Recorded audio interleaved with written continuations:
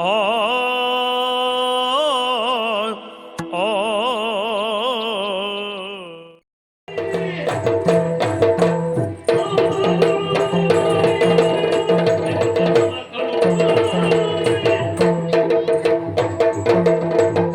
ರಕ್ಷಾರ್ಥಕ್ಕೆ ಬೇಕಾಗಿ ಇಳೆಯ ಸಂಚಾರಕ್ಕಾಗಿ ಹೊರಟಂತಹ ಅಶ್ವಮೇಧದ ರಕ್ಷಣೆಗಾಗಿ ತ್ರಿಲೋಕ ವಿಜಯಿಯಾದಂತಹ ಪ್ರಾರ್ಥನೆ ಬಂದವನಿದ್ದಾನೆ.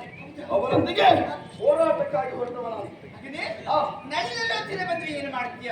ಅಮ್ಮ, ಯೋಚಿಸಬೇಕಾದಂತ ಅಗತ್ಯ ಇಲ್ಲ. ಅಳುಕದ ಹವದೊಳಗಿನ ನೆಕ್ಕಳಿಕೆಯನ್ನು ಮುರಿಯುವೆನು ಮತ್ತು ಒಲಿಸುವೆ ಕೃಷ್ಣನನ್ನು. ಬಂದ ಪಾರ್ಥನನ್ನ ಏನು ಅಂತ ನೋಡ್ತೇನೆ.